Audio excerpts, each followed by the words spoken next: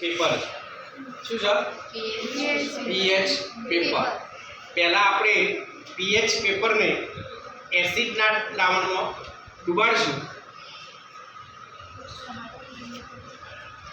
તો pH પેપરનો colour change થયો। હવે એને આપણે જે અહીંયા કલરના શેડ આપ્યા છે એના સાથે મેચ કરીએ।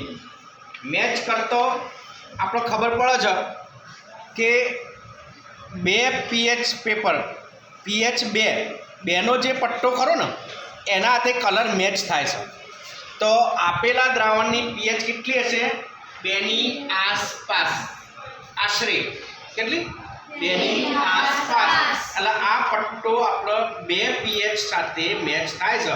તો આપણે જે લીંબુનું દ્રાવણ લીધું છે તો લીંબુના દ્રાવણની પીએચ કેટલી છે? 2। કેટલી છે? 2। હવે આપણે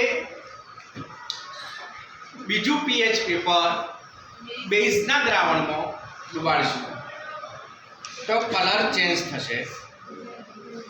આ કલર આપણે પીએચ પેપરના જે શેડ આપ્યો છે એની સાથે મેચ કરીએ તો આ કલર મેચ 9 નંબર સાથે મેચ થાય છે।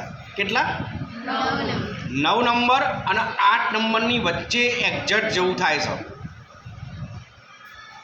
9 નંબર અને 8 નંબરની વચ્ચે એટલે કહીએ કે આ દ્રાવણની પીએચ 8 ની 9 ની વચ્ચે એટલે આશરે 8.5 જેટલી પીએચ હશે।